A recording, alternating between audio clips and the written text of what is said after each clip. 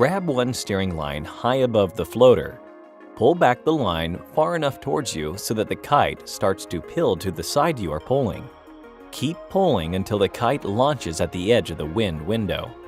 If the kite does not lift up and pill to one side when pulling the steering line, try pulling the opposite steering line instead. After relaunch, grab the bar with both hands again and control the kite. Grab the steering lines above the floaters as high up as you can. Do not cross over your hands. Pull in both steering lines as far towards yourself as possible. Strong pulls or pumping the lines may help in light winds. When the kite is at least one wingspan above the water, let go of one of the steering lines. The kite will now spin around.